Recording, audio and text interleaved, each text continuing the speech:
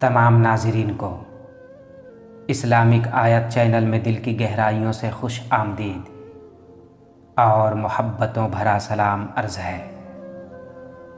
میرے دوستو، تہذیب السالکین میں ایک واقعہ لکھا ہے کہ حضرت جریج رحمۃ اللہ علیہ ایک ولی اللہ تھے۔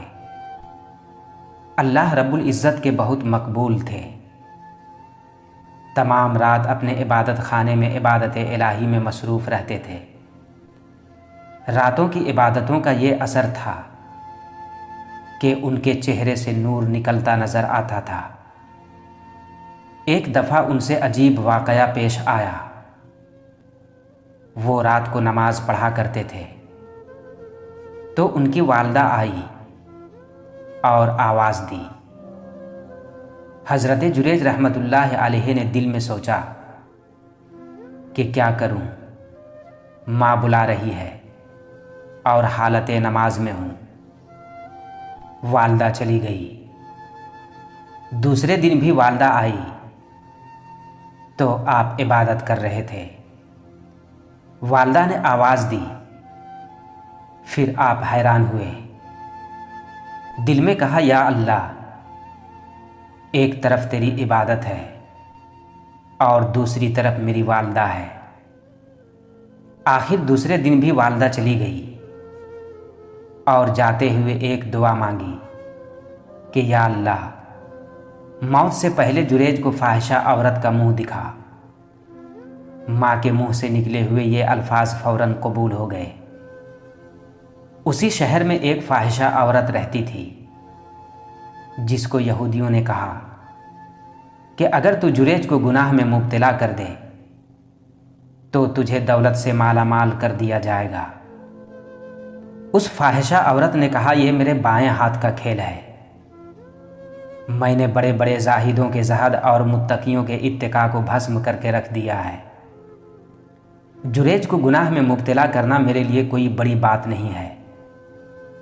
چنانچہ وہ فاحشہ عورت بڑے دھڑلے اور اعتماد سے حضرت جریج رحمۃ اللہ علیہ کے پاس پہنچی۔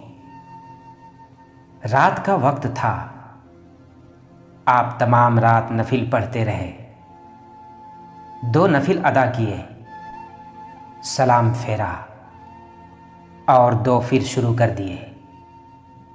یوں ہی وہ تمام رات نفل ادا فرماتے رہے، مگر ایک دفعہ بھی نگاہ اٹھا کر اس فاحشہ عورت کی طرف نہیں دیکھا۔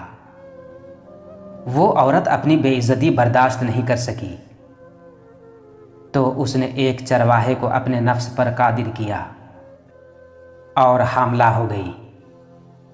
بچہ جنا اور مشہور کر دیا کہ یہ بچہ حضرت جریج کا ہے۔ لوگ حیران ہو گئے کہ وہ تو بہت بزرگ آدمی ہیں، مگر وہ فاحشہ تمام شہر میں پھرتی رہی اور یہی اعلان کرتی رہی۔ یہودی بہت خوش تھے۔